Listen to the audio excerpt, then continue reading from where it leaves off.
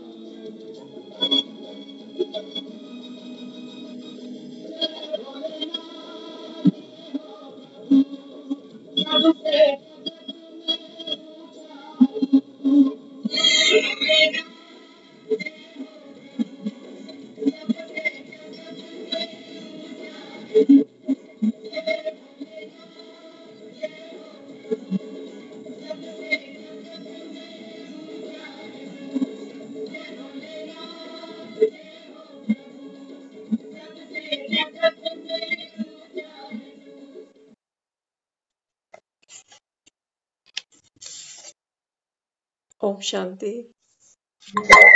ओम शांति।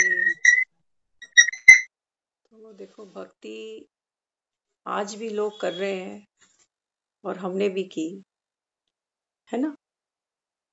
भक्ति में हमने उसके मंदिर में जाकर उसको पुकारा तो है कि जय भोलेनाथ, जय हो प्रभु, सबसे जगत में ऊंचा है तू।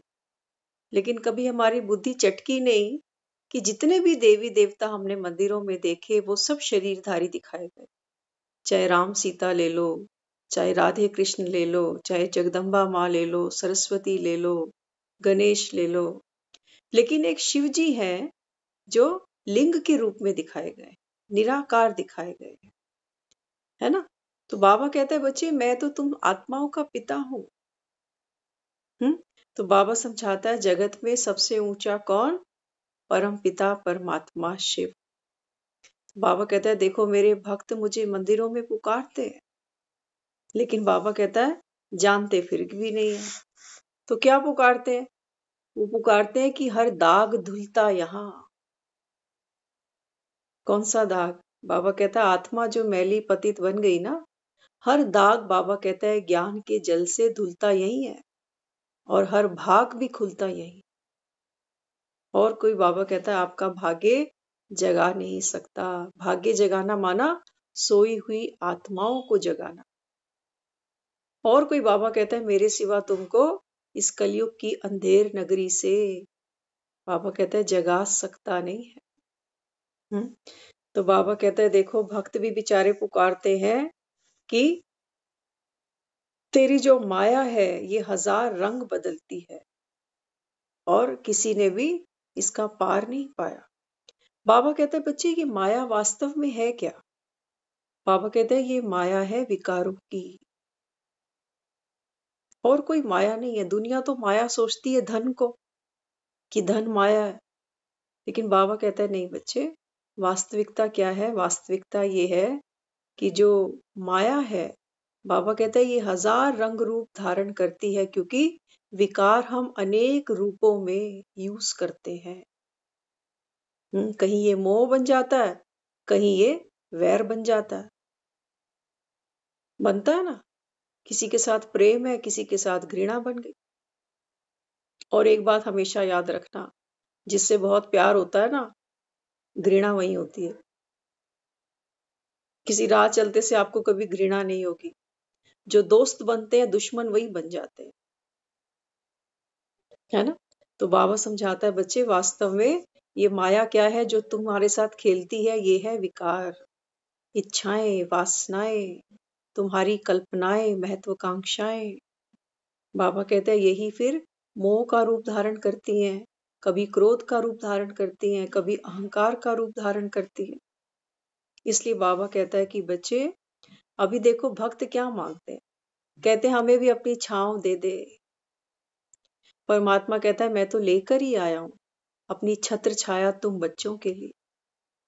तो भक्त भक्त मांगते हैं कि हमको ऐसे पांव दे कि हम भव सागर से सहज उतर जाएं। बाबा कहते हैं मेरे सिवा तुमको ये ज्ञान और योग के पांव कोई दूसरा दे नहीं सकता। बाबा कहता है किसी के पास कुछ नहीं है तो कोई तुमको देगा। हाँ, बाबा कहता है बच्चे केवल एक पिता ही है जो बच्चों को भरपूर करता है। एक पिता ही है जिससे बच्चे को प्रॉपर्टी मिलती है। तो बाबा कहता है अभी तो मैं आ चुका, और बाबा कहता है तुमको छांव भी देनी है, तुमको बाबा कहता है भव से उतरने के पांव भी देने हैं, तुम्हारे दाग भी धोने हैं और तुम्हारा भाग्य भी खोलना है। तो बाबा कहता है होगा किसका? जो बाप के सम्मुख आकर बैठेंगे। थोड़ा सा तो पुरुषार्थ बाबा कहता है तुमको भी करना पड़ेगा। टीचर मेहनत करे अकेला और बच्चा आए ही नहीं। तो बाबा कहता है बच्चे फिर तो बात नहीं बनेगी ना। तो जिनको भाग्य खोलना है, जिनको बाबा कहता है जो दाग है मन पर, उदासी है, बाबा कहता है ये धब्बे जिनको छुड़ाने हैं, जिनको बाबा कहता है बाप की छांव चाहिए, जिनको बाबा कहता है कि बच्चे जिनको भव से उतरने के मजबूत पांव चाहिए, तो मेरे पास आओ। तो बाबा कहता है थोड़ा पुरुषार्थ आप भी करो। तो याद से आत्मा का किचड़ा निकालते जाओ। बाबा कहता है बच्चे आत्मा बिंदु बनकर जितना मुझे याद करोगे, बाबा कहता है ये विकारों का किचड़ा, ये कहीं कहीं क्रोध आता है, कहीं कहीं किसी से थोड़ी नफरत है, कहीं किसी से हमारी बातचीत ही बंद है। ये सब क्या करते हैं? ये आत्मा की वेंटिलेशन बंद कर देते हैं। आप एक ऐसे घर में रहोगे जहां खिड़कियां दरवाजे ना हो, नहीं रह सकते। कहते हैं घुटन होती है। वेंटिलेशन होनी चाहिए कमरे के अंदर। ऐसे ही बाबा कहता है कि बच्चे आत्मा जितना मुझे याद करेगी, बाबा कहता है ये विकारों का किचड़ा निकलता जाएगा। तो आत्मा जब बिल्कुल पावन बन जाए तब तो घर जल सके। देखो एक मंदिर भी जाने के लिए ना हम स्नान करके जाते, बिना नहाए तो हम मंदिर भी नहीं जाते जो ईंट पत्थरों के बने हुए हैं। और बाबा कहता है अब तुमको घर आना है, जहां पर बाबा कहता है भगवान तुम आत्माओं का पिता बैठता है। बाबा कहते हैं वहां ऐसे ही आ जाओगे, क्रोध लेकर साथ में, मोह लेकर साथ में, अहंकार लेकर साथ में। बाबा कहता है नहीं बच्चे, वहां तक बाबा कहता है ऐसे आ नहीं सकते। इसलिए बाबा कहता है तुमको पावन बनना पड़ेगा। तो ज्ञान का स्नान फिर रोज करो। और बाबा कहता है रोज स्नान करते करते आत्मा तरोताजा हो जाएगी, रिफ्रेश हो जाएगी। इसलिए बाबा कहता है बच्चे जब तक जीना है तब तक ये ज्ञान अमृत पीना है और दूसरों को पिलाना है। अकेले अकेले नहीं आ जाना। लोग भी तीर्थ करने जाते हैं तो अड़ोसी पड़ोसी को बता देते हैं कि चलना है तो आप भी चलो, एक सीट बस में खाली है। अब बाबा कहता है अड़ोसी पड़ोसी को बताओ कि एक सीट स्वर्ग में खाली है।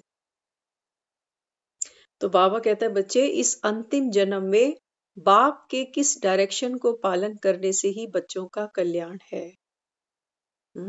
बाबा कहते हैं भक्त अपनी बात तो कर जाते हैं, मेरी महिमा भी कर जाते हैं, उलाहना भी दे जाते हैं और अपनी मांग भी सामने रख देते हैं। लेकिन बाबा कहता है जब मेरे बोलने का समय आता है, ये संगम युग, तो बाबा कहता है फिर वो मानते ही नहीं कि भगवान आया हुआ है।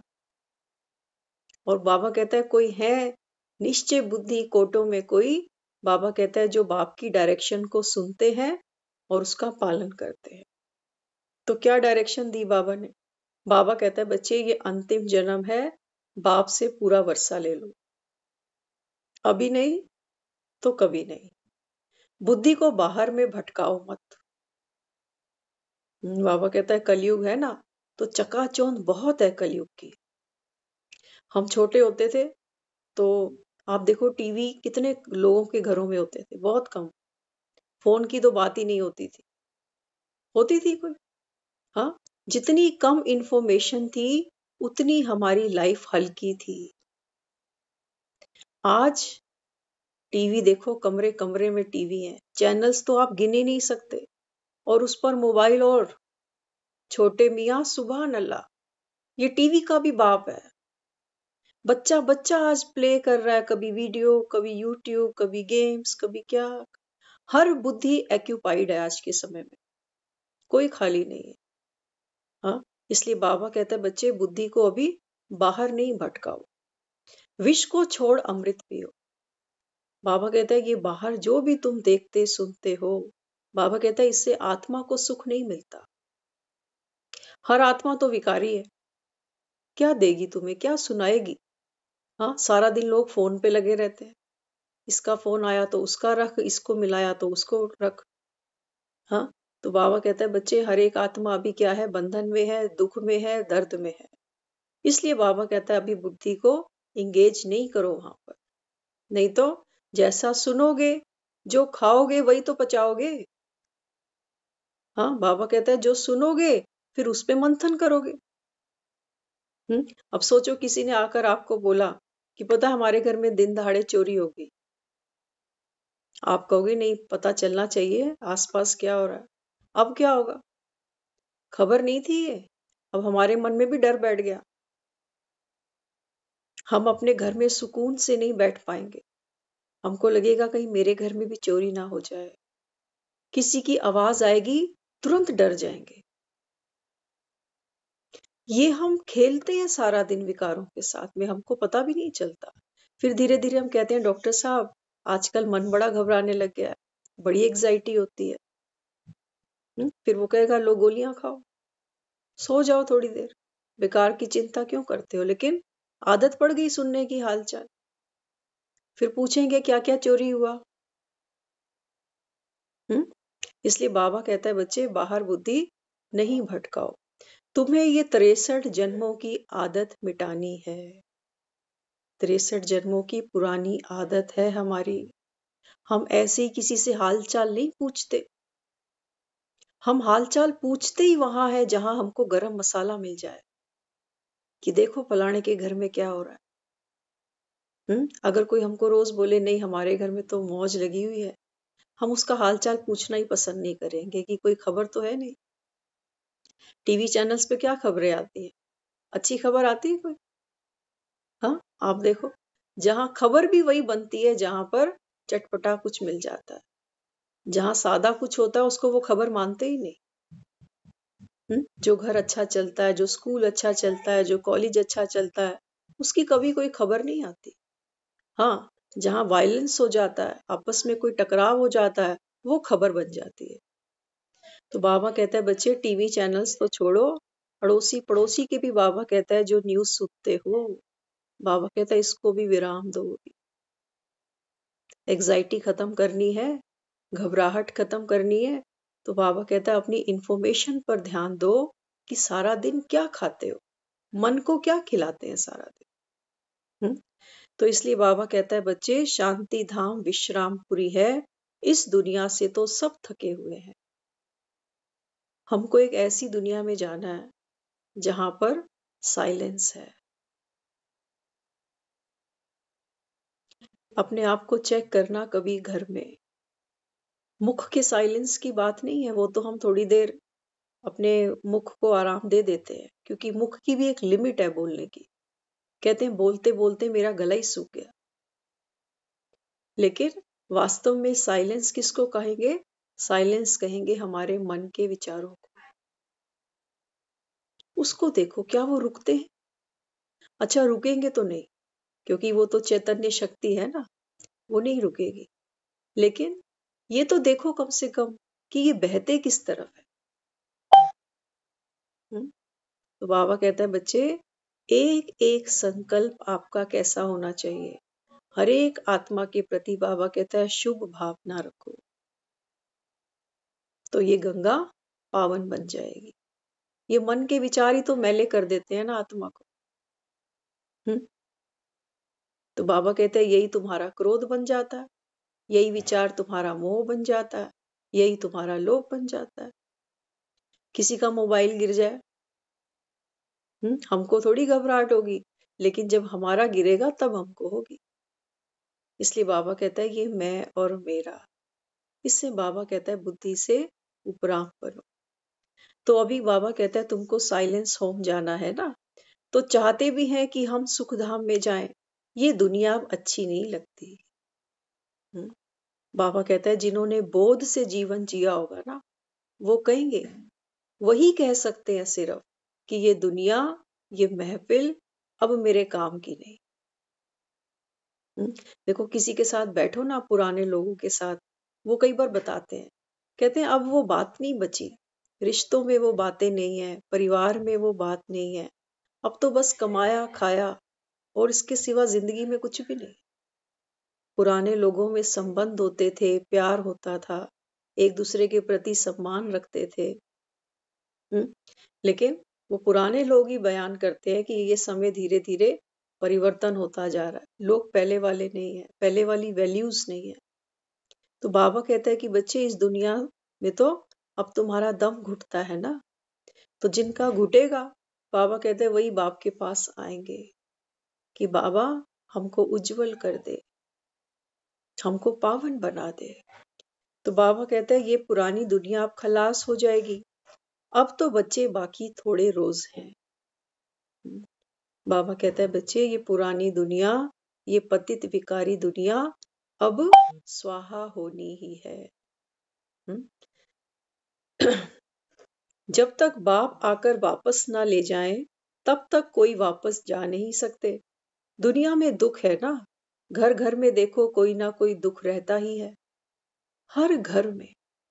आप ये नहीं सोचना कभी कि जो पैसे वाले लोग हैं, पढ़े लिखे लोग हैं, इनके घरों में खुशियां ही खुशियां, नहीं।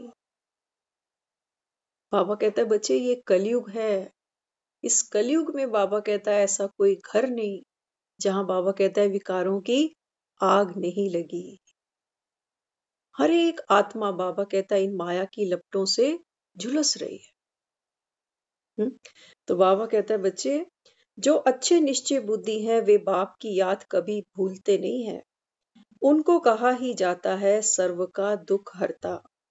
बच्चे ही पहचानते हैं, अगर सब पहचान ले फिर इतने सब मनुष्य कहाँ आकर बैठे। इसलिए ड्रामा में युक्ति भी ऐसी रची हुई है। इसलिए जो सागर मंथन दिखाया है, उसमें दिखाया है कि असुर और देवता, इन दोनों ने सागर मंथन मिलकर किया। बाबा कहता है ये अभी की बात है, ये सागर मंथन कोई पानी को मंथन नहीं किया गया, बाबा कहता है ये है ज्ञान का मंथन।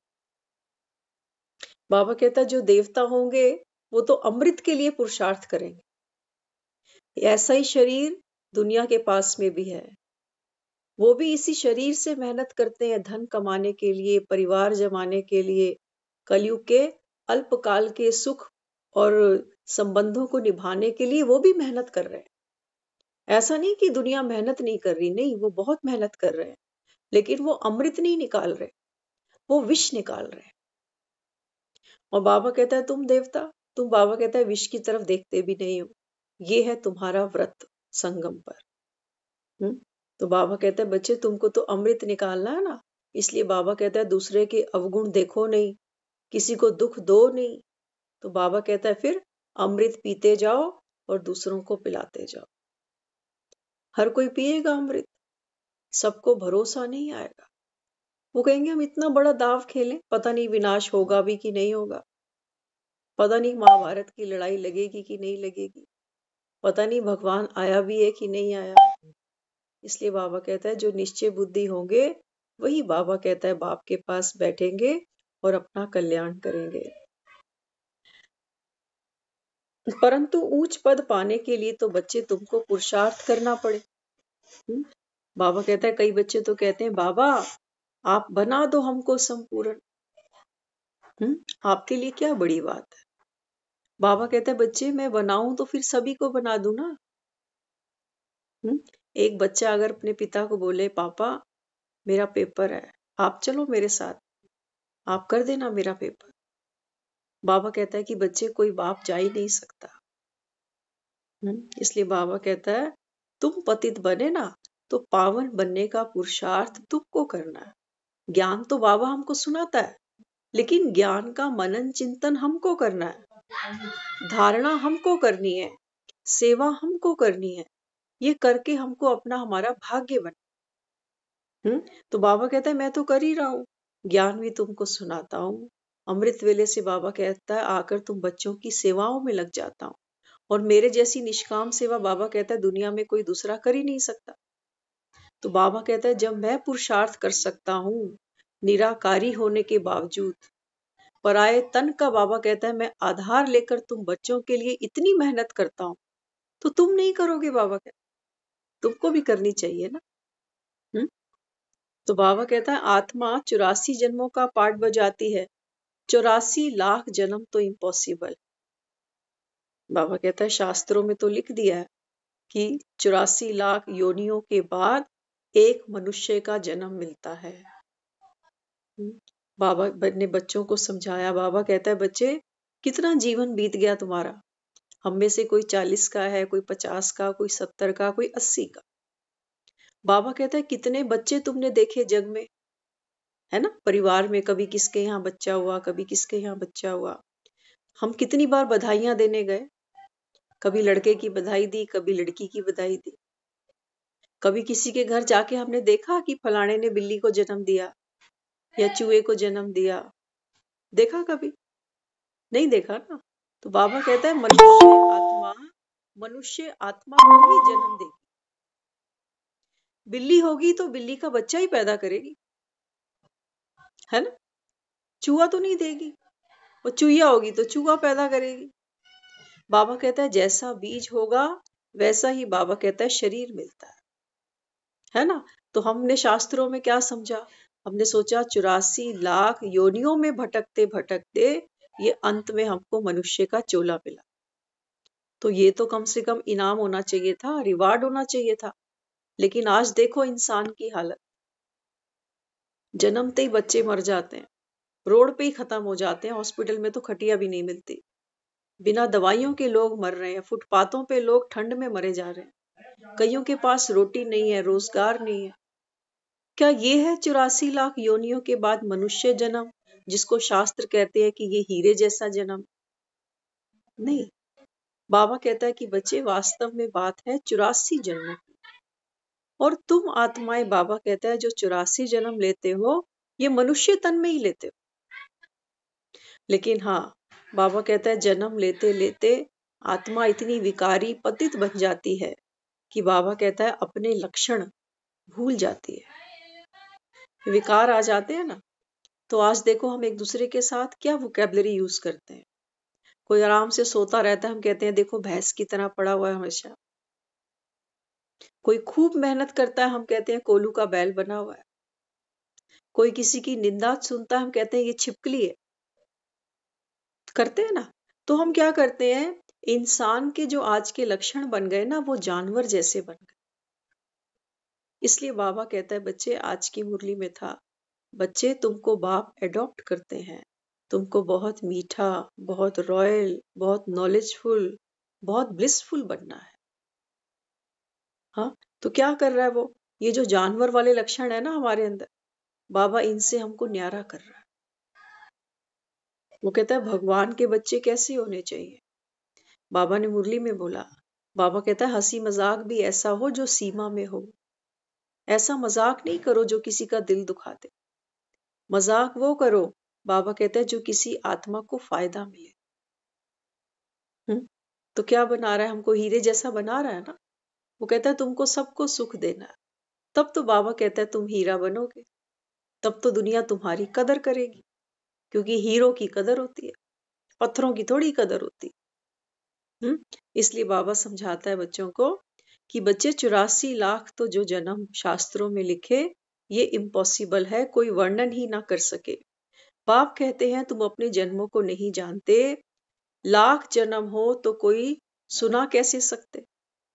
बाबा कहता है वो जो स्वास्तिक ड्रॉ करते हैं ना हम दीपावली पे, 4 बॉक्स होते हैं, उसमें हर बॉक्स में एक एक बिंदी लगाते हैं। बाबा कहते हैं ये है तुम्हारे 4 युगों की यात्रा। हर युग बाबा कहता है बराबर बराबर है।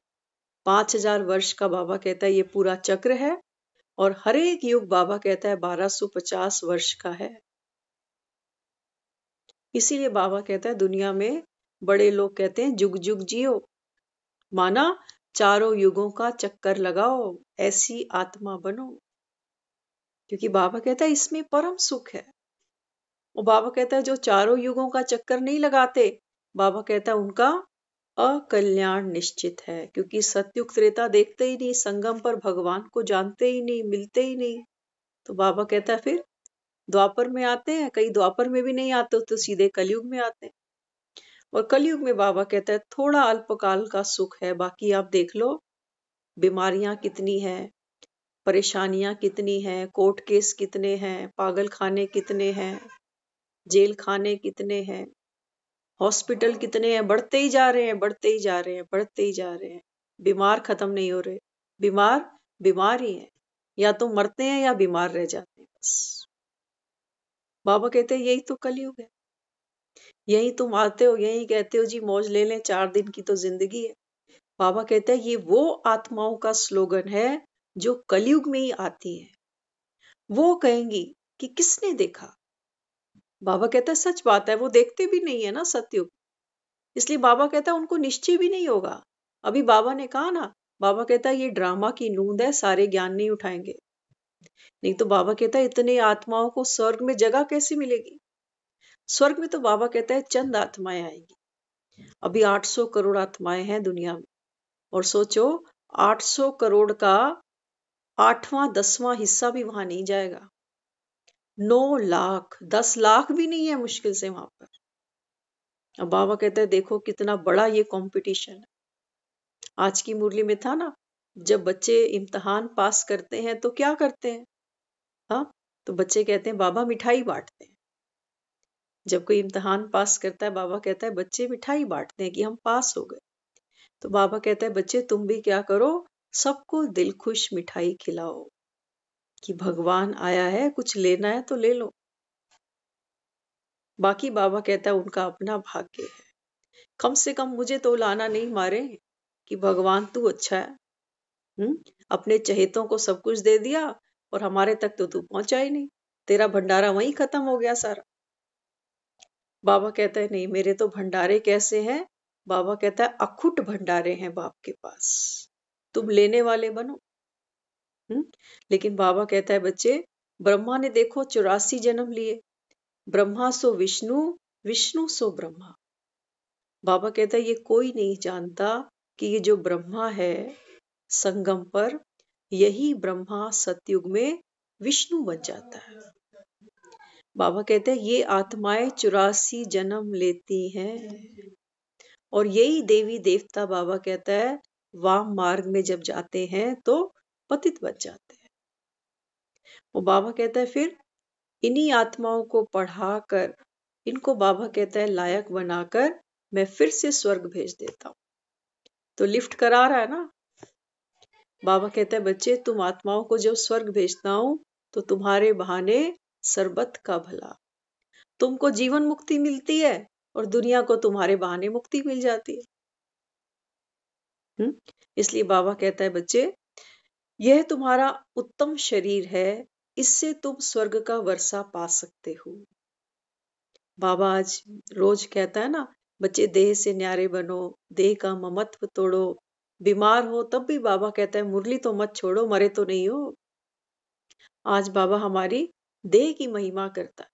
बाबा कहते हैं बच्चे, तुम्हारा देह चाहे जैसा भी है, बीमार हो, बूढ़े हो, हाँ, बाबा कहता है कैसी भी देह है, लेकिन ये उत्तम है। क्यों उत्तम है? क्योंकि बाबा कहता है इसी देह में बैठकर आत्मा ये सत्य ज्ञान सुन रही है और पुरुषार्थ कर रही है, बाप को याद कर रही। कहते हैं ना, हम भक्ति में बड़े प्यार से गाते थे, बड़ी भागा वाली होंदी है वो था जिथे माँ दी जोत जगती। कहते हैं वो जो जगह है जहां पर माँ की जोत जगती है ना, वो बड़ी भाग्यवान होती है वो जगह। तो हमने सोचा शायद वो मंदिर की बात हो रही है, शायद हमारे पूजा घर की बात हो रही है। नहीं, बाबा कहते हैं ये है वो जोत। और बाबा कहते हैं ये थां बड़ी भागों वाली है। जिस थां में, जिस स्थान पर बाबा कहता है अभी ये जोत जगती है, इसकी बात है। तो बाबा कहता है तुम्हारा ये जो देह है ना बच्चे, ये बाबा कहता है उत्तम है, इसकी संभाल करो। इसलिए बाबा कहता है बच्चे, आपका अन्न, आपका जल, आपकी नींद, हर चीज बाबा कहता है ऐसी हो जैसे योगी। बाबा कहता है तुम साधारण नहीं हो, अपने आप को साधारण नहीं समझो।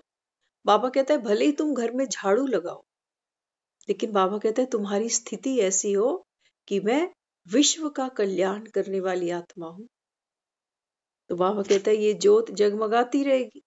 जितना हम अपने स्वमान में रहेंगे, स्मृति में रहेंगे, ये जो जोत है, ये भाग्य का सितारा है, ये जगमगाता रहेगा।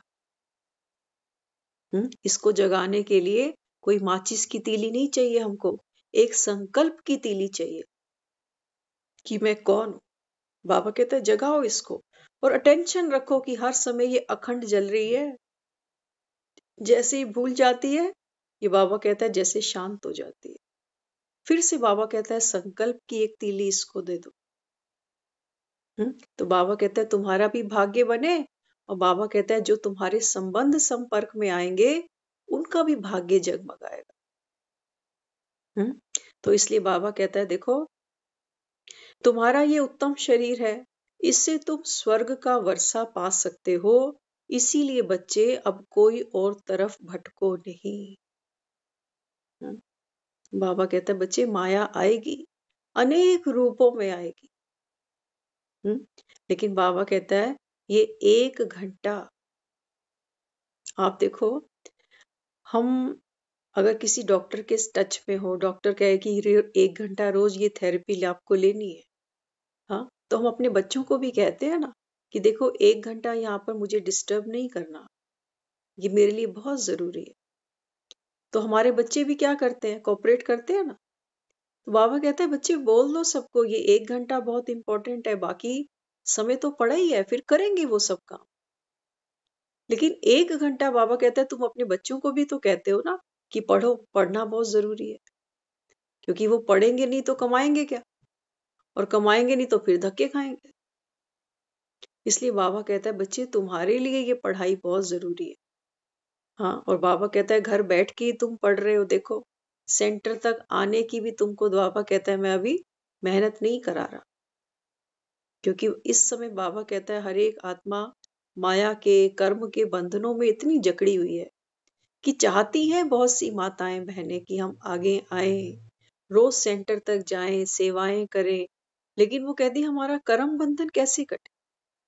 तो बाबा कहता है बच्चे कोई बात नहीं, तुमको घर तक बाबा कहते हैं मैं ये ज्ञान दूंगा, लेकिन देने वाला दे और लेने वाले आए ना, तो हम उसको ब्लेम नहीं कर सकते कि भगवान तूने भाग्य बांटा तो मेरे भाग्य में क्या लिख दिया। बाबा कहता है बच्चे बांटने वाला मैं, लेकिन लेने वाले तो तुम हो, लेने वाले तो तुम हो ना। तो बाबा कहता है फिर आए समय पर नहीं आए। बाबा कहता है और कितनी बार आए। बच्चों को रोज भेजते हैं हम स्कूल, हाफ डे भी होता है तो भी छुट्टी नहीं कराते, कहते हैं जा, क्योंकि फीस देनी है। वैन वाला तो पैसे लेगा ही, चाहे तू बैठ चाहे ना बैठ। लेकिन यहाँ बाबा कहता है ना हींग ना फिटकरी, रंग चोखा, फिर भी बाबा कहता है बच्चे बैठते नहीं। तो किसका नुकसान है। बाबा कहता है मेरा नुकसान नहीं है, मेरे पास पढ़ने वाले बहुत है। बाबा कहता है स्कूल में 2 बच्चे अगर नहीं आते तो स्कूल को ताले नहीं लग जाते। लगते हैं ताले? नहीं लगते। इसलिए बाबा बच्चों को समझाता है बच्चे ये ज्ञान का अमृत पियो। कहते हैं बाबा अब ये जो दुनिया है पतित है। बाबा कहता है, बच्चे कहते हैं बाबा जल्दी करो। बाबा कहते हैं बच्चे जल्दी कैसे करूं, पहले तुम योग बल से अपना किचड़ा तो निकालो। हाँ, बाबा कहता है ऐसा ना हो कि जब तुम घर चलो परम धाम तो तुमको तुम्हारे बच्चों की याद आए कि पता नहीं मेरे बच्चों ने रोटी खाई कि नहीं खाई। बाबा कहते हैं फिर ऊपर कैसे उड़ सकते हो। यही तो माया बाबा कहता है तुम्हारे पंख काटती है, क्योंकि मोह तुमको नीचे खींच लेगा कि पता नहीं मेरे बच्चों ने रोटी खाई कि नहीं खाई, पता नहीं वहां की चाबी उसको मिली कि नहीं मिली, पता नहीं बैंक की पासबुक उनको मिलेगी कि नहीं मिलेगी। हाँ, बाबा कहता है बच्चे ये पंख तुम्हारे माया काट देती है, फिर घर कैसे चलोगे। माया तुमको उड़ने नहीं देगी। इसलिए बाबा कहता है ये मोह, ये लोभ, ये क्रोध, बाबा कहता है ये सब रस्सियां काटो, काटनी ही पड़ेगी। तो बाबा कहता है यात्रा पर रहो। बाप धीरज देते हैं अकासुर बकासुर, ये सब इस समय की बातें हैं। ये है ही आसुरी दुनिया, यहाँ इतने पंछी जानवर हैं कि ये सब, बाबा कहता है कि इतने जानवर पंछी वहां होते नहीं। मनुष्य गाते हैं घट में ही ब्रह्मा, घट में ही विष्णु, घट में ही 9 लाख तारे। ब्रह्मा सो विष्णु बन जाते हैं, विष्णु के साथ भी सितारे हैं। तो बाबा कहता है बच्चे देखो अकासुर बकासुर सब यही है। हम सोचते थे ना कोई यज्ञ रचते थे तो अकासुर बकासुर आकर यज्ञ में विघ्न डालते। तो बाबा कहता है ये अभी की बात।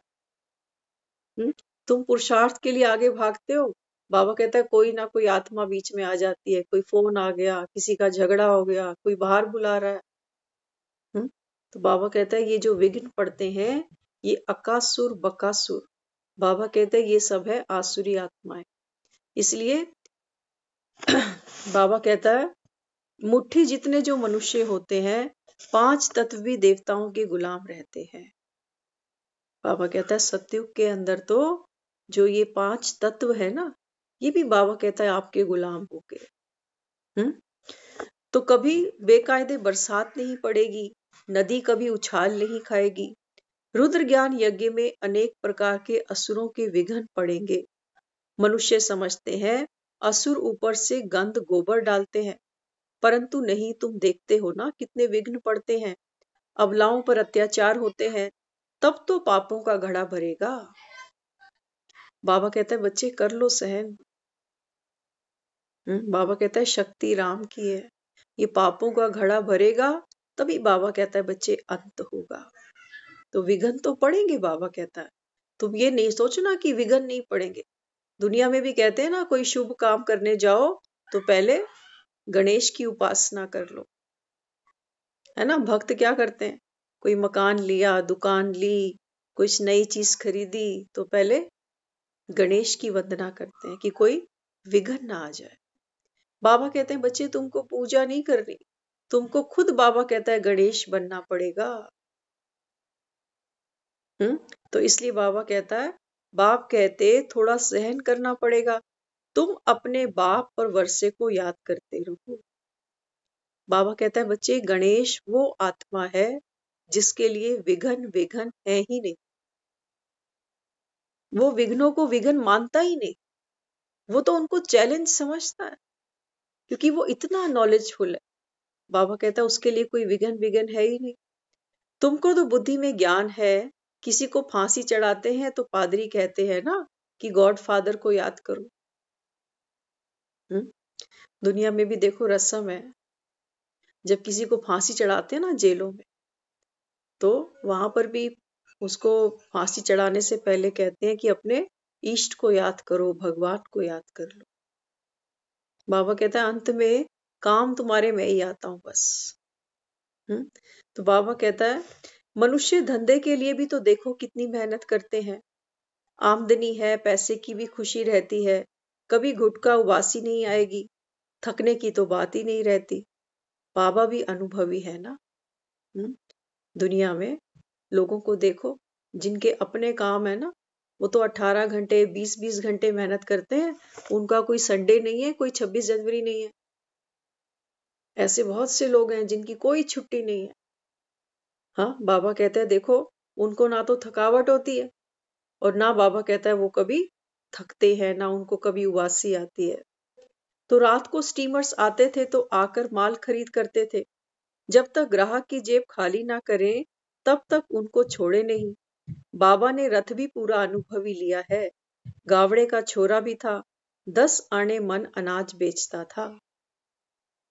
ब्रह्मा बाबा की बात कर रहे हैं बाबा। बाबा कहते हैं देखो ये कितना अनुभवी रथ बाबा ने लिया। बाबा कहते हैं ये जब छोकरा था, जब छोटा था तो 10 आने मन अनाज बेचता था। अभी तो देखो विश्व का मालिक बनते हैं। फिर चढ़ गया तो एकदम जौहरात के धंधे में लग गया। ब्रह्मा बाबा की अगर हमने हिस्ट्री पढ़ी सुनी है तो दिखाते हैं कि ब्रह्मा बाबा के जो माता पिता थे वो छोटी सी उम्र में चल बसे। उसके बाद इनके लाइफ में बहुत स्ट्रगल था। छोटा सा कोई काम किया और करते करते किसी जौहरी के पास काम सीखा, फिर अपना बिजनेस शुरू किया। तो बाबा कहता है देखो एकदम जौहरात के धंधे में लग गया। यह फिर है सच्चे जौहरात, यह होता है रॉयल व्यापार। और बाबा कहता है जब इसको मैं मिला 60 की उम्र में, तो बाबा कहता है इसने झूठे हीरे छोड़ दिए और ये ज्ञान के सच्चे हीरे इनको धारण किया। बाबा कहता है ये है रॉयल व्यापारी। तो बाबा कहता बाबा वायसराय आदि के घर ऐसे जाते थे जैसे अपने घर में। बाप कहते जब भक्ति पूरी होती है तब भक्तों का रक्षक बाप आते हैं। सबसे जास्ती भक्ति तुम करते हो, वही आकर पहले पहले ब्राह्मण बनते हैं, बाप से वर्षा लेते हैं। हाँ, तो बाबा कहता है बच्चे रावण ने तो तुमको पुजारी बना दिया। देह सहित सब कुछ बुद्धि से हटा के अभी मुझसे जुड़ो, फिर अपनापन नहीं रहेगा। आप देखो हम सब अनुभवी हैं। एक जीवन में हम कितने संबंध निभाते हैं, माता पिता का, भाई बहन का, फिर और संबंधी, फिर शादी हो जाती है, फिर पति, फिर पत्नी, फिर बच्चे, फिर और संबंधी, है ना। एक संबंध भी अगर जीवन में हमको नहीं मिलता ना तो हम तरसते हैं उसको। किसी का भाई नहीं होता, कहते हैं हमारा तो भाई नहीं, तो फिर किसी को भाई बना लेते हैं, होता है ना। किसी का बच्चा नहीं होता तो फिर बच्चा भी गोद ले आते, क्योंकि हम अपने जीवन में सारे जो रस हैं उनको अनुभव करना चाहते है ना। तो बाबा क्या समझाता है, बाबा कहते हैं बच्चे अब बुद्धि से देह सहित सारे संबंध हटा दो। क्योंकि बाबा कहता है ये जितने भी संबंध अभी आप देखते हो ना, बाबा कहता है बच्चे ये सब कब्र दाखिल होने हैं। गीता उपदेश में श्री कृष्ण अर्जुन को यही कहता। अर्जुन कहता है मैं कैसे तीर उठाऊं, कैसे मैं गांडी उठा लूं। यहाँ तो कोई मेरा भीष्म पितामह दादा है, कोई मेरा गुरु है, कोई मेरे भाई है, मैं कैसे तीर उठाऊं, इन पे चलाऊं। तो कृष्ण कहता है कि सब मरे हुए, इससे पहले भी इनके कई जन्म हो चुके हैं और इसके बाद भी इनके कई जन्म होंगे। बाबा हमको यही तो सिखा रहा है। बाबा कहता है बच्चे इस ज्ञान को समझ। बाबा कहता है किसी में मोह नहीं फंसा। बाबा कहता है ये सब तो देह के बंधन है। और बाबा कहता है देखो दुनिया में कोई आएगा या जाएगा तो हम थोड़ी उसके साथ चल देंगे। हर कोई अकेले ही आ रहा है, हर कोई अकेले ही जा रहा है। हर एक आत्मा एक्टर है, अपना अपना पार्ट पूरा करके जाएगी। और बाबा कहता है तू किस किस को रोएगा। आप देखना हमारा ये मुख है ना, हमारा मुख है तो आसपास में दांत है। ये दांत सोचो जैसे हमारे रिश्तेदार है। जब बच्चा दुनिया में आता है तो जीभ होती है, दांत नहीं होते। और जब दुनिया से जाता है तो भी दांत नहीं होते, सिर्फ जीभ रह जाती है। तो बाबा कहते हैं बच्चे ये एक एक संबंध गिरेगा समय अनुसार। इसलिए बाबा कहता है इनको तो रोना व्यर्थ है। दांत तो टूटेंगे, यही मिले थे यही छूटेंगे। दांत यही, जब बच्चा आता है ना तो कुछ महीने बाद उसके दांत निकलने शुरू होते हैं। और जब बूढ़ा होता है तो धीरे धीरे फिर दांत झड़ने शुरू हो जाते हैं। बाबा कहता है ये संबंध तुमको यही मिले हैं और यही छूट रहे भी हैं। इनको कितना संभालोगे। एक दांत मुख में है तो कितनी शोभा देता है, टूट के जब वो हाथ में आता है तो देखने का भी मन नहीं करता।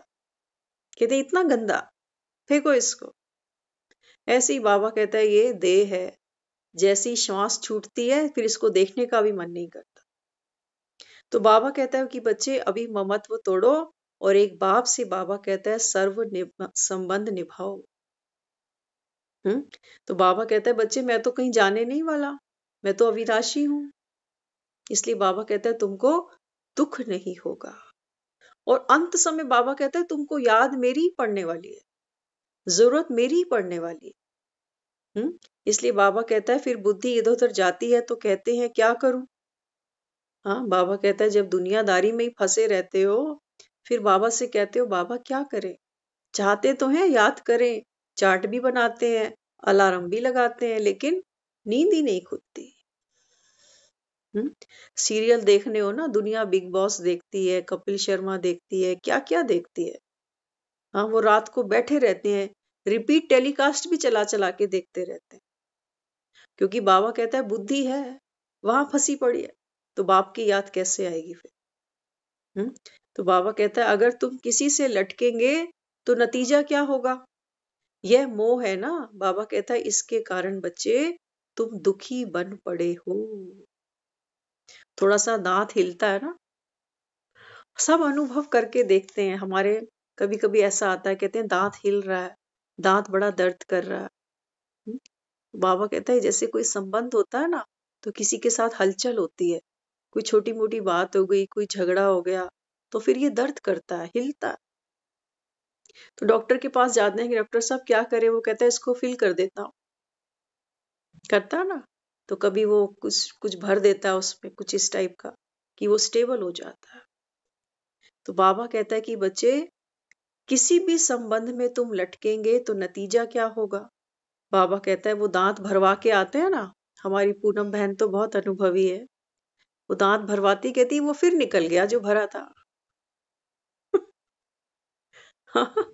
तो बाबा कहता है कि बच्चे तुम इस समय आत्माओं के साथ में, बाबा कहता है जो लेन देन करो ना उसमें बाबा कहता है अलौकिकता होनी चाहिए, नहीं तो वो मसाला तो फिर निकल जाएगा। जितना भी अच्छा करो किसी के साथ, कहते हैं हाँ पहले तो ठीक थे अब थोड़ा सा ऐसे ही चल रहा है। अभी तो आजकल तो खून के रिश्ते भी नहीं निभते किसी से, औरों की तो बात ही छोड़ दो। इसलिए बाबा कहता है बच्चे ये मोह क्या करता है, ये तुमको दुखी बनाता है। इसलिए बाप कहते तुम जग के नाते तोड़ अभी मेरे बन जाओ। राम ऑफर कर रहा और हनुमान आ ही नहीं रहा। हनुमान कह रहा है अभी छोड़ो, शादी करनी है, बच्चे बच्चे देखता हूं फिर आऊंगा राम जी। बाबा कहता है ये कलयुग के महावीर है। तो इसलिए बाबा समझाता है तो यह जो तुमने अपने देह के बंधन, जीवन के बंधन बनाए हैं ना, उनसे निकलकर अभी मेरे बन जाओ। बाबा कहता है सिर्फ बुद्धि से न्यारे हो जाओ, इतने मेंटली प्रिपेयर हो जाओ कि हाँ दांत है, समय पे हिलेगा भी, झड़ेगा भी। बस बाबा कहता है जब तक है बाबा ये थोड़ी कह रहा है कि ठीक ठाक दांतों को तोड़ दो, नहीं, दांतों से तो शोभा है, खाते हैं तो रस आता है ना। तो बाबा कहते हैं बच्चे ये संबंध भी क्या है, ये बाबा कहते हैं आपके जीवन की शोभा है, संबंधों से दुखी नहीं हो। बाबा कहता है बच्चे आत्मा को तो संबंधों में बार बार आना पड़ेगा, लेकिन वो क्यों हमको अभी कहता है कि बच्चे ममत्व तोड़ दो, बुद्धि इनसे हटा दो, क्योंकि बाबा कहता है अभी तुमको साइलेंस वर्ल्ड में जाना है। और बाबा कहता है यहां से तुमको जो विकारी हैं, जो दाग धब्बे हैं, बाबा कहता है ये सब धो के जाना है। तो मोह होगा तो बाबा कहता है फिर इनकी याद आएगी, तो बाबा कहता है फिर घर नहीं जा सकते, नहीं जा सकते ना। एक चिड़िया के पंखों से अगर आप 2-3 पत्थर बांध दो तो बेचारी उड़ नहीं पाएगी फिर। ऐसे ही बाबा कहता है ये मोह क्या है, जैसे आपके गले में पत्थर है, सिल्लियां है बड़ी बड़ी, तो कुछ चाहते हैं, देखो घर से भी लोग 2-4 घंटे जाते हैं तो टेंशन पीछे की ही रहती है कि पता नहीं पीछे मेरे क्या करेंगे, है ना। तो इसलिए बाबा कहता है बच्चे फिर मैं कोई तुम्हारे साथ जन्म जन्म थोड़ी चलता रहूंगा। अब सुन लो बाबा क्या कहता है। बाबा कहता है बस ये अंतिम जन्म तुमको ये पुरुषार्थ करना है थोड़ा सा, कि बुद्धि का योग इनसे तोड़ दो। बाबा कहते हैं बच्चे मैं कोई तुम्हारे साथ जन्म जन्म थोड़ी चलूंगा, अभी मेरा तुम्हारे साथ काम है बस। इसके बाद बाबा कहता है तुम अपने रास्ते, मैं अपने रास्ते, तुम मुझे पुकारते रहना। बाबा कहता है मैं फिर अपने ही समय पर आऊंगा और यही स्टाइल में काम करूंगा जो अभी कर रहा हूं, क्योंकि उसका तरीका यही है। तो बाबा कहता है फिर जितना तुम ले सको ले लो। यही तो बाबा कहता है ना, बाप से वर्षा ले लो। तो वर्षा तो वही आत्मा ले पाएगी ना जो उसकी श्रीमत को धारण करेगी। कि सयाना बुजुर्ग मुझे कह रहा है तो मान लेने में कोई बुराई नहीं है। हमारे बड़े बुजुर्ग हमको बहुत बातें समझाते थे, उस समय हम कहते थे ये बोलते ही रहते हैं, इनको आदत है बोलने की, टोका टाकी करने की। लेकिन आज हम रियलाइज करते हैं वो बातें कि वो ठीक कहते थे उस समय पर। तो बाबा कहता है बच्चे मेरा अभी तुम्हारे से काम है बस, फिर तो तुम आत्माएं आपस में सदा काल के लिए सुख से चलती रहोगी। बाबा कहते हैं जब तुम्हारे में आपस में विकार नहीं होंगे ना, बाबा कहते हैं तुम ही आत्माएं फिर एक दूसरे के संबंध में आओगी और एक दूसरे को सुख दोगी। अभी भी तो हम संबंधों से सुख मांगते हैं, लेकिन कभी कभी मिलता है, कभी कभी नहीं मिलता। कभी कभी हम करते हैं तो हमको भी दुख होता है कि हम ही कर रहे हैं, इसको तो कोई हमारी फिक्र ही नहीं है, कोई कदर ही नहीं है हमारी। इसलिए बाबा कहता है बच्चे जो तुम्हारे दुख के बंधन काट करके सुख का संबंध बना देता हूं, फिर तुम ही आपस में सुख भोगोगे। बाबा कहते हैं मैं बीच में से हट जाऊंगा, फिर जन्म जन्म तुमको ये दांत मिलेंगे और जन्म जन्म बाबा कहता है तुम इनके साथ सुख मानोगे। ये दांत हमारे दुश्मन नहीं है। हम जीवन भर में जो जो कुछ खाते हैं ना, ये दांत हमारे लिए बड़ी मेहनत करते हैं, एक एक चीज को चबा चबा के हमको रस देते हैं। हाँ, खाने को फूड पाइप तक पहुंचाते हैं, ये दांतों की मेहनत है। तो बाबा कहता है बच्चे एक बार बस मैं बीच में से हट जाऊंगा, फिर बाबा कहता है आपस में पति पत्नी भी होंगे, बच्चे भी होंगे, भाई बहन भी होंगे, माता पिता भी होंगे, आपस में सुख लेना देना। लेकिन किसी डॉक्टर ने सर्जरी करनी हो ना, तो सर्जरी से पहले वो पेशेंट को कह जाता है कि सुबह से कुछ खाना नहीं तुम। कहते हैं नहीं कहते? क्यों कहते हैं वो कि मत खाना? क्योंकि बीच में कुछ अटका ना रहे, उनको चीर फाड़ करनी है। और सर्जरी के बाद वो कहते हैं अब धीरे धीरे सब कुछ खाओ। बाबा भी यही कह रहा है बच्चे अब थोड़ा सा समय ये सर्जरी का है, तो थोड़ी सी बाबा कहता है अभी परहेज करो। बुद्धि का योग बाबा कहता है ये दूसरों से नहीं लगाओ, क्योंकि विकारों की तो सर्जरी करनी है। एक तरफ से हम विकारों की सर्जरी करवाएं और दूसरी तरफ से और विकार ग्रहण करते जाएं, तो बाबा कहता है फिर सर्जरी तो कामयाब नहीं होगी। इसलिए बाबा कहता है बच्चे अभी ये मोह का, बाबा कहता है तुमको क्या करना पड़ेगा, अभी वैराग लेना पड़ेगा। तो पेशेंट भी जब सर्जरी के लिए जाता है ना ऑपरेशन थिएटर में, उसको भूख नहीं लगती। हम पूछते कई बार एक दो पेशेंट के साथ कि कुछ खाने का मन नहीं, कहते नहीं टेंशन हुई पड़ी है इतनी जबरदस्त कि पता नहीं जीऊंगा कि मरूंगा, तुम्हें चाय की लगी हुई है। ऐसी हालत होती है वहां पेशेंट की। तो बाबा बच्चों को कहता है, बाबा कहता है बच्चे अभी देहधारियों में बुद्धि नहीं फंसाओ। तो मैं तो तुमको सहज युक्ति देता हूं ना। बाबा कहता है फिर मैं तुम्हारा बिगड़ा हुआ सुधारता भी हूं, फिर तुम ही सुखी रहेंगे। मैं तो तुम्हारी बिगड़ी को संवारने आया हूं। मैं तुम्हें सहज युक्ति देता हूं, तुम प्रैक्टिकल में मेरे होकर चलो। तुम भी मेरे होकर चलोगे तो तुम्हारा ही भाग्य बनेगा। बाप तो बड़ी सीधी सिंपल बात समझाते हैं, उसे भी देखो कोटों में कोई धारण करते हैं। बाप कहते इस छोटे से संगम में तुम्हारे देश कॉर्पोरियल दुनिया में आकर तुम्हारे लिए आया हूं, तो कम से कम इतना टाइम है, उतना टाइम तो कुछ ना कुछ हमारा ख्याल करो। बाबा कहते हैं तुम्हारे लिए आया हूं तुम्हारी दुनिया में, तो जो भी टाइम है कम से कम बाबा कहता है इतना टाइम तो मेरा ख्याल करो कि हमारे लिए भगवान आया हुआ है। बाबा के बने हो तो कम से कम इतना टाइम तो शुद्ध रहो ना। फिर तुम्हारी ऐसी प्रारब्ध बनेगी जो तुमको मेहनत नहीं करनी पड़ेगी। अभी थोड़ी मेहनत की बात है। बस बाबा कहता है बच्चे अभी थोड़ी सी मेहनत है। और मेहनत भी क्या है, हम सब अंदर से कभी टटोलना अपने आप को। हम सब फेडअप तो हो चुके। कई बार कहते हैं एक दूसरे को कि यही जिंदगी है, बस खाओ पियो। यही दुनियादारी है, बस यही करते करते दुनिया से चले जाएंगे। अक्सर हम लोग आपस में ये सब बातचीत करते हैं, क्योंकि बाबा कहता है बच्चे आपके जीवन का कोई लक्ष्य तो है ही नहीं ना। लक्ष्य हमारा सिर्फ हमारे बच्चे हैं। हम थे बच्चे तो हमारे माँ बाप का हम लक्ष्य थे कि इनकी शादियां हो जाएं तो हम फ्री हो जाएं। अब हमारे यही लक्ष्य है कि हमारे बच्चे पढ़ लिख कर अपने पैरों पे खड़े हों, इनकी शादियां हो जाएं, हम भी फ्री हो जाएं। बस बाबा कहते हैं ये तुम्हारा मनुष्य जन्म है, इसका बाबा कहता है ये तो तुम्हारा लक्ष्य है। बाबा कहता है इसमें क्या महानता है, अपने बच्चे पैदा करना, बड़ा करना, पढ़ाना लिखाना। बाबा कहता है बच्चे ये तो गृहस्थी हुई, ये तो प्रवृत्ति मार्ग है। और बाबा कहता है अब तो तुम्हारे गृहस्थ आश्रम आश्रम भी नहीं रहे। इसलिए बाबा कहता है ये दुनिया अभी विकारी बन गई, क्योंकि हर कोई हम दो और हमारे दो का ही सोच रहा है। बस बेहद का तो कोई सोचना ही नहीं चाहता, सबको अपनी अपनी ही लगी हुई है। तो इसलिए बाबा कहता है बच्चे अभी तुम कैसे भी करके मर मिट करके भी पवित्र बनो। तो बाबा कहता है बस ये अंतिम समय है। बाबा कहता है अपनी दृढ़ता रखो, धारणाओं में रहने का प्रयत्न करो। तुम्हें जितना मिलता है उसकी भेंट में ये कोई मेहनत नहीं है। अभी घी के घड़े मत बनाओ। बाबा बच्चों को क्या कहता है, घी के घड़े मत बनाओ। यह करूंगा वह करूंगा, दुनिया क्या कहेगी। अरे दुनिया क्या कहेगी, छोड़ दो इसे। अभी ये दुनिया ही जाने वाली है। लेकिन उन बेचारों को पता थोड़ी है कि मौत सामने खड़ा है। तुम इतना लंबा चौड़ा जो बनाकर बैठे हो, ये सब तो वेस्टेज कर रहे हो।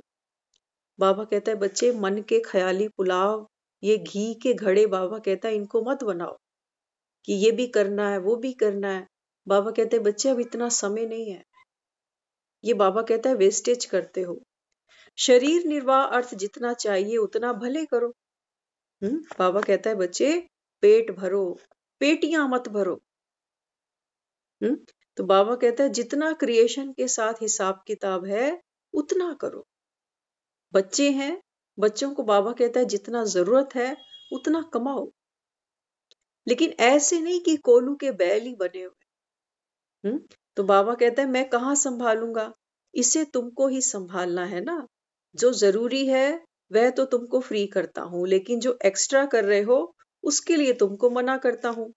अभी वह तो गिरना ही है, क्यों अपना समय फालतू गवा रहे हो। फालतू झंझटों से ही तुम दुखी हो गए हो। झंझटों से कैसे छूटे वही तुमको बतलाता हूं। फिर भी बैठ के अनेक बहाने लगाना, बच्चे ये कहाँ की रीति है।